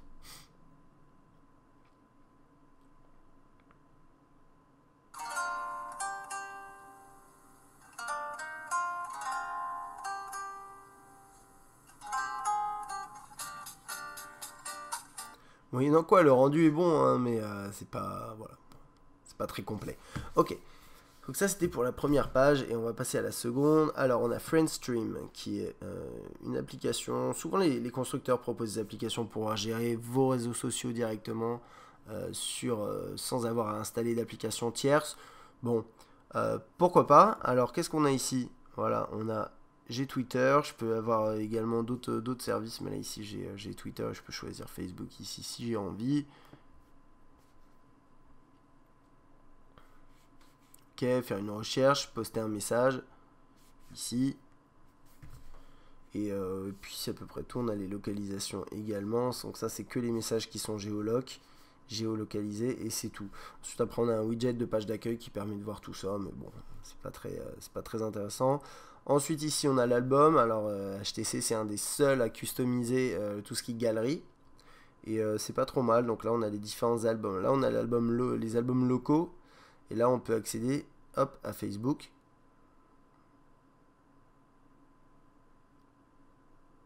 Voilà. Flickr, serveur média d'Elena, Dropbox. Donc là, il faut que je l'autorise. Allez, on va l'autoriser.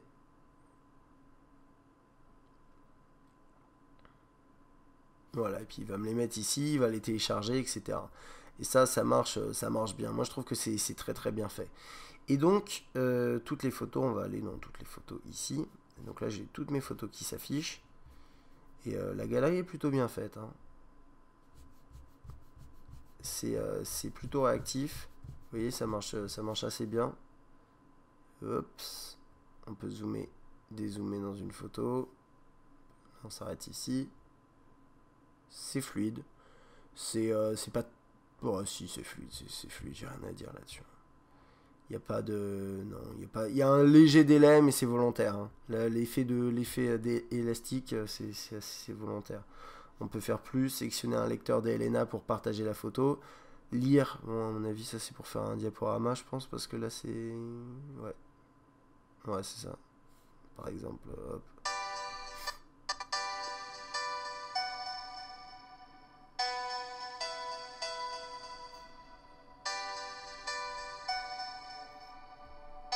Ok, pourquoi pas. C'est sympa. Et ensuite, on peut la partager sur les réseaux sociaux, par email, mettre sur Dropbox, etc. Vous avez aussi une option modifier qui permet d'afficher, enfin d'ajouter des effets à l'image, de la rogner, de faire un pivot à droite, pivot à gauche, ce genre de choses. Donc ça c'est bien fait, hein. C'est des bonnes petites fonctionnalités que HTC intègre. Donc là, auto-améliorer, etc., etc. Ok, donc ça c'est pour tout ce qui est galerie photo. Et vous pouvez également afficher différentes options ici. Donc la partager, modifier, etc. etc. Et il me semble qu'on peut aussi également voilà, supprimer en quantité, en faisant des sélections ici. Donc ça c'est bien également. Je crois avoir fait le tour pour tout ce qui est album ici. Par contre, il y a un petit truc que je voulais vous montrer, c'est la lecture DivX en natif. Et quand vous appuyez ici, ça va prendre une screenshot de la vidéo que vous êtes en train de lire. C'est une bonne idée, c'est quelque chose que j'avais jamais vu ailleurs en fait sur d'autres terminaux. Et je trouve ça bien. Donc voilà, vous pouvez si vous voulez prendre une capture d'écran pendant que vous regardez une vidéo.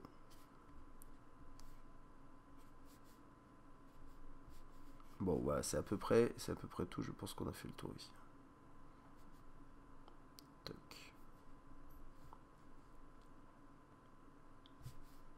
Ok. Donc ensuite qu'est-ce qu'on a? Alors global ici en haut à droite, j'aimerais bien vous le montrer, mais je pense qu'on va regarder ça plutôt quand on va passer dans la Tegra Zone. Donc je réserve ça pour un petit peu après. On a le HTC Hub, donc, qui est une application proposée par HTC qui regroupe différentes apps qui sont mises en avant soit par HTC, mises en avant par HTC mais pas développées par HTC, soit qui sont développées également par HTC. Vous avez également des thèmes que vous pouvez installer, etc. C'est là-dedans en gros que vous allez trouver tous les contenus qui sont un petit peu exclusifs à HTC ou qui sont propres à HTC. Mais pas uniquement, hein. Si vous allez normalement là dans plus populaire, voilà, j'ai Adobe Photoshop Express, il me la propose, mais c'est pas une application exclusive à HTC. Donc c'est des choses comme ça, c'est assez intéressant, je pense. Ça vous permet d'avoir un autre regard si vous cherchez des applications intéressantes. C'est aussi axé sur toute la communauté HTC avec toutes les personnes qui ont des terminaux HTC, ils les téléchargent et finalement les retours font que les applications remontent dans les listes en fonction du nombre de téléchargements. C'est assez intéressant. Donc là, les plus populaires, dans tout ce qui est personnalisation, je vais avoir, là c'est des sonneries je crois, donc c'est pas forcément super passionnant, mais je crois qu'on peut télécharger des thèmes, peut-être pas forcément tout de suite là, parce que là j'ai l'impression qu'il n'y a que du son. Enfin bon, voilà, vous avez toujours ce petit truc là, et là c'est mon activité, c'est ce que vous avez fait. Je sais pas exactement comment ça marche, il faut se connecter à son compte, je pense HTC, donc je l'ai pas fait. Et c'est à peu près tout ici. Allez, on va passer sur Internet, qui est un gros morceau. Et comme le test est déjà bien long, on va essayer d'accélérer un peu la cadence. Alors, Internet sur le HTC One X, ça tourne bien. C'est basé sur le navigateur web proposé dans SIS. Donc vous voyez ici là avec avec différents paramètres qu'on retrouve par exemple le lab ici avec les commandes rapides. Tout a été redessiné par HTC pour l'interface, mais derrière c'est le même navigateur que sur le Galaxy Nexus avec quelques bien sûr ajustements et modifications de la part de HTC. Par exemple, qu'est-ce qu'on a? On a une interface un peu différente. On a, quand on zoome, la remise en page du texte automatique qui fonctionne plutôt bien. On peut accéder à... Hop, on va aller dans un article, on va regarder ça.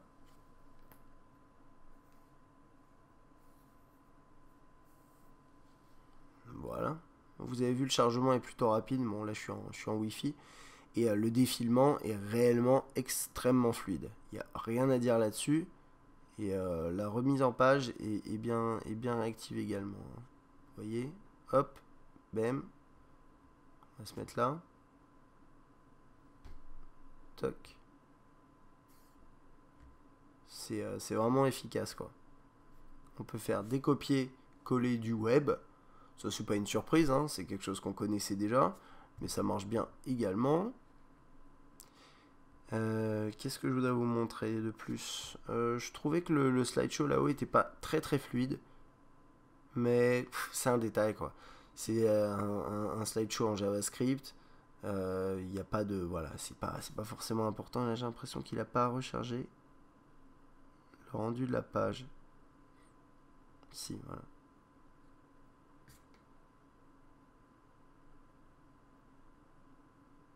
Vous voyez, il n'est pas très fluide. Mais bon, c'est pas très grave. On va aller regarder dans un test ce que ça vaut. On va regarder une vidéo YouTube. Donc là, ça c'est censé être la vidéo. J'appuie dessus. Et là, il va me proposer de soit la charger par internet. Et donc, ça va sur m.youtube.com. C'est pas forcément intéressant. Soit il va me charger avec l'application YouTube native. Et donc ça c'est classique également. Alors normalement il y a la lecture de flash, mais j'avais désactivé, donc on va la réactiver. Et vous avez vu, l'option est en accès rapide.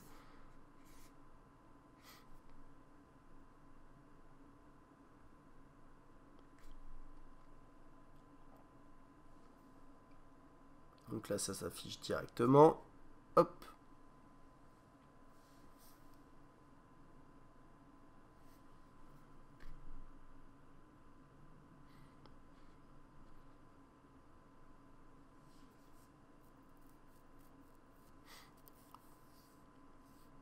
Donc voilà, j'ai la vidéo, elle est totalement fluide et ça c'est du flash. Hein. Donc bon voilà, c'est à peu près tout. On va aller sur un site un tout petit peu plus lourd pour voir comment ça se passe. Voilà.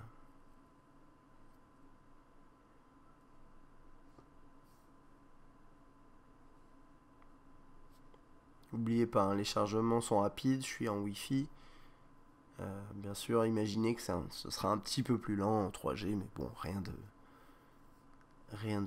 Ça dépend où vous êtes, hein, mais si vous captez bien en 3G+, il n'y a pas de souci, ça charge vite. Alors, donc là c'est un site un petit peu plus lourd, donc vous voyez un léger délai quand je défile, mais globalement ça s'affiche bien. On va attendre qu'il ait bien tout chargé là, pardon. C'est bon ou pas? Est-ce que t'as fini? Il y a des petits effets de... quand ça recharge la mise en page, voilà.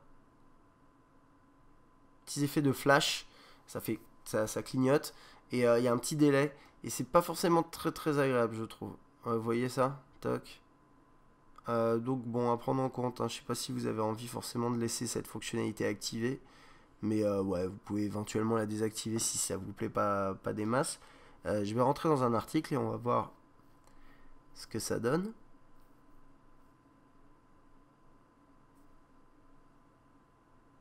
Ok. Donc voilà, je suis dans un article, ça marche plutôt bien.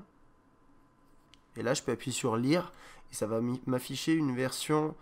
C'est un peu comme, je sais plus, alors là, j'ai pas le nom qui me vient en tête, mais je sais qu'Apple le propose également, enfin, cette fonctionnalité qui permet en fait de complètement enlever tout le reste dans un article sur un site et d'afficher uniquement le titre, les liens, quelques images. Même là, j'ai même pas d'images. Et bon, bah, c'est pas mal si vous voulez lire un article de manière un petit peu optimisée comme ça. Et vous pouvez également l'enregistrer dans vos favoris pour le lire, je crois, après. Donc ça, c'est pas mal.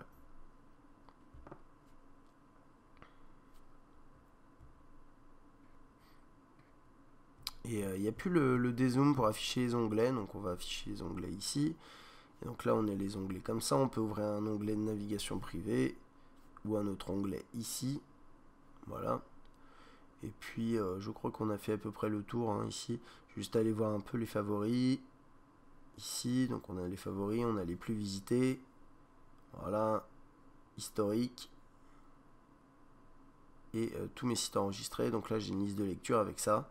Et là, si c'était une vidéo, j'aurais vidéo à regarder, ce genre de choses. Et ça marche bien, quoi. Plutôt correctement.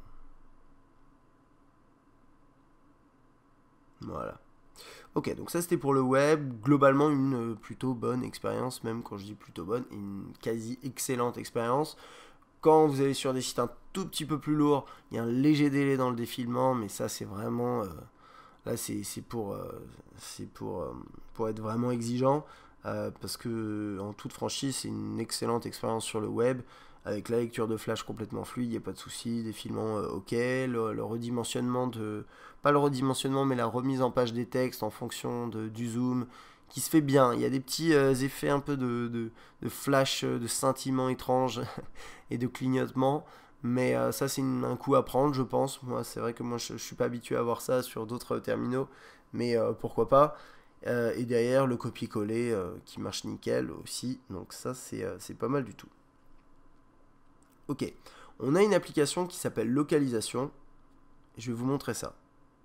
Alors, Localisation, c'est une application proposée par HTC qui est basée sur des cartes de, je crois, c'est Route 66 et qui permet d'avoir un système de cartographie avec la possibilité de mettre en hors ligne certains pays.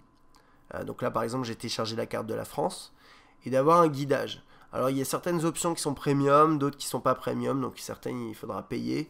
À essayer dans tous les cas, si vous avez envie d'avoir une bonne solution GPS sur votre appareil, vous avez celle-là potentiellement. Et pour moi c'est en complément de Google Maps. Vous essayez les deux, vous voyez laquelle vous préférez. Si vous estimez que Google Maps n'est pas suffisant en termes de navigation GPS, potentiellement pourquoi pas acheter aller plus loin dans cette solution-là en allant sur les options premium qui permettent par exemple, je crois, d'avoir les radars, ce genre de trucs. Donc là, carte et licence, vous pouvez obtenir les cartes et licences. Moi j'avais téléchargé déjà la France, j'avais pas besoin de payer. Mais il me semble que pour la navigation il faut payer. Mais pourtant j'ai réussi à avoir des guidages, donc je sais pas pourquoi il me demande ça. Télécharger des cartes, ça vous pouvez le faire. Le trafic, il faut les télécharger. Par contre les radars c'est payant. Donc ça coûte, je sais pas combien ça coûte par exemple, si je fais ça. Donc ça me coûte 9 euros, 10 euros pour un an, pour avoir les radars, et c'est légal. Et c'est géré par Route 66. Ok, pourquoi pas, à voir. À essayer, je sais pas, c'est dommage qu'on puisse pas tester la solution avant. Et vous pouvez également télécharger des voix, et ça c'est gratuit, dans vraiment beaucoup de langues, ça c'est top. Donc là, par exemple, moi j'ai installé la voix en français, je l'avais en anglais par défaut, j'ai téléchargé la carte en français. Ça me donne une petite application de navigation GPS gratuite sans avoir pour l'instant payé. Pourquoi pas? Il y a certaines fonctionnalités où il va falloir payer pour les obtenir. Notamment, je pense au radar. Et ça, c'est pas mal parce que finalement, ça vous donne une alternative à Google Maps. Moi je trouve que Google Maps c'est très bien, mais potentiellement là vous avez un remplaçant, quoi, une alternative, donc pourquoi pas, à essayer en tout cas. Ok, on va continuer un petit peu, voir ce qui nous reste. On a un gestionnaire de tâches, to-do list, voilà, avec différents comptes. Système de localisation pour localiser vos tâches. Importer, exporter. Vous avez des comptes ici. Là, moi, c'est géré avec Google Task. Donc c'est synchronisé avec, avec Gmail, enfin avec Google quoi. Donc ça c'est pas mal. Ça marche bien et ça c'est pas des services que proposent les autres constructeurs. Donc moi je trouve ça bien. Il y a Polaris Office qui est préinstallé, qui permet de lire les documents Office. Vous avez Spotify également, Tango qui permet d'avoir des conversations. C'est un petit peu à la Skype. Hein. Donc voilà. Revenir en arrière. Qu'est-ce qu'on a d'autre? Et puis ensuite, je crois que je vais passer à... Ouais. Alors, je vais terminer. Là, je vais faire Watch. Et puis après, je vais passer sur rapidement le jeu et Tegra 3. Et puis je crois qu'on aura terminé. Hein. Pour ce One X, désolé, c'est un test encore une fois assez long. Puis j'ai pris mon temps hein, parce que là, je suis un peu malade. Donc, je suis un peu plus lent long à la détente. Donc, on a HTC Watch. Et HTC Watch, c'est un service qui vous permet de louer, de louer des séries ou louer des films. Donc là, par exemple, paf, je vais dans mes films. Et je suis pas connecté parce que j'ai pas créé mon compte. Je pense qu'il va pas accepter. Voilà. Mais par exemple, ici, je peux louer ou acheter les aventures de Tintin. Je peux le louer. Je crois que c'est pour 24 heures ou 48 heures. Et après, vous pouvez le regarder. Et vous pouvez basculer en DLNA, par exemple, sur votre téléviseur, ce genre de choses. Donc ça marche assez bien. Et puis, je vais terminer sur toute la partie Tegra 3. Donc vous allez dans la Tegra Zone. Alors Tegra Zone, c'est une application qui regroupe tous les jeux optimisés Tegra. Alors pour l'instant, il n'y a que des jeux. Mais sachez qu'il n'y a pas que des jeux qui peuvent être compatibles. Puisque par exemple, vous avez des applications... notamment de lecture vidéo, qui utilisent le chipset Tegra à fond, de manière optimisée, plutôt optimale disons, pour pouvoir avoir un chargement de la vidéo complètement fluide, etc. Des choses comme ça. Donc ça peut être intéressant. Dans l'immédiat là, ce qui est le mieux, ce qui est vraiment proposé dans la Tegra Zone, c'est des jeux. Donc vous allez dans le jeu et vous avez pas mal de jeux, des jeux à venir, des jeux qui sont déjà disponibles. La plupart sont payants. Donc là par exemple on a Shadowgun avec entre parenthèses écrit Tegra 3. Donc ça veut dire que c'est bien optimisé pour ce chipset. Et donc, voilà, vous avez différents screenshots du jeu qui a l'air monstrueux. Et vous voyez ici, là par exemple, dans cette application, on a la fameuse barre en bas, là, avec le menu. Bon, ça m'a pas vraiment gêné tout au long de mon test, donc ça, c'est pas un problème. Je sais pas, on a d'autres jeux ici. Cellcraft. Et on a quand même... sur cet appareil, sur le One X, vous avez vraiment un potentiel de jeu important, parce que vous avez un grand écran. Vous avez surtout ce chipset Tegra 3. Alors, tous les jeux sont pas optimisés Tegra, mais ça ne veut pas dire que vous ne pourrez pas faire fonctionner d'autres jeux. C'est ça qui est intéressant, c'est que là-dessus, vous avez tous les jeux qui sont dans la Tegra Zone, qui sont vraiment costauds. Et puis derrière, vous pouvez faire fonctionner Minecraft, vous pouvez faire fonctionner d'autres jeux en 3D. Et bien sûr, ceux qui ne sont pas en 3D, ça tourne nickel, il n'y a pas de souci. Et ça fonctionnera très très bien, et c'est du quad-core, et ça va tourner encore pendant... il faut savoir qu'en achetant un quad-core aujourd'hui, vous prenez pas vraiment de risque, puisque c'est les premiers quad-core, mais ils tournent très très bien, ils sont bien optimisés. Là maintenant, les chipsets, ils sont bien conçus. Nvidia fait du bon boulot, en tout cas ici.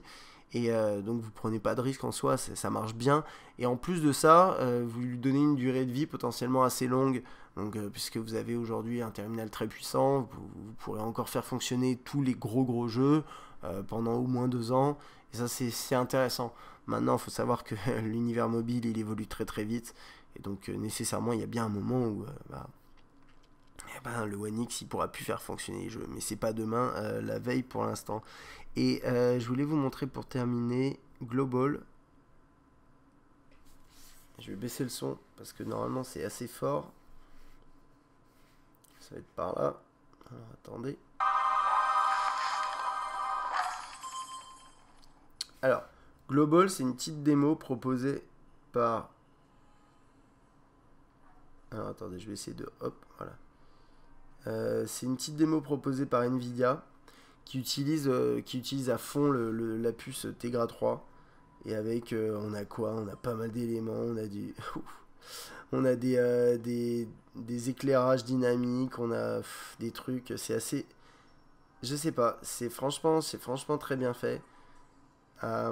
J'arrive pas trop à le manipuler là devant la caméra. Mais Enfin, ça donne un bon aperçu de ce qui est possible de faire avec Tegra 3.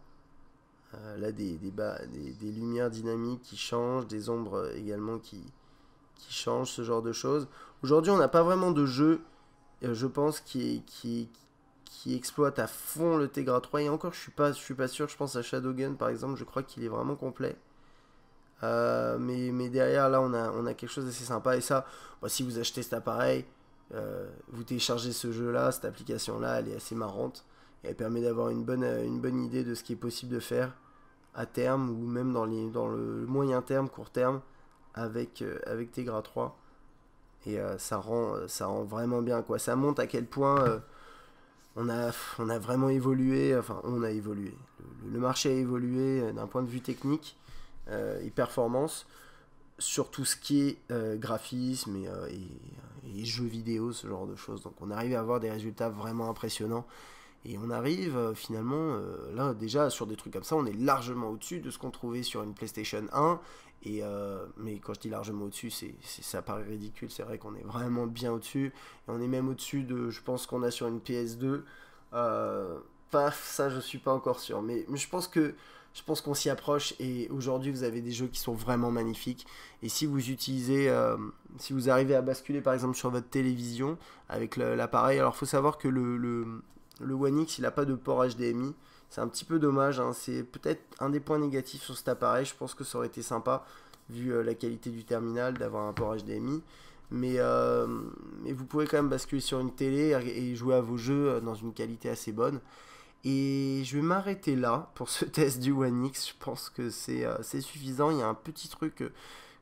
Je voudrais attirer votre attention sur un petit truc. C'est que, a priori, au moment où j'ai commencé le test, j'avais l'autonomie qui était quasiment pleine.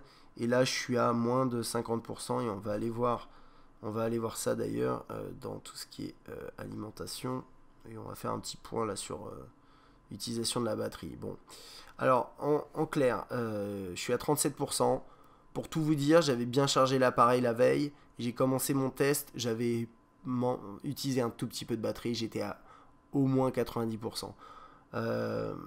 Après, bien sûr, je l'ai beaucoup utilisé. J'ai fait beaucoup de choses pendant mon test.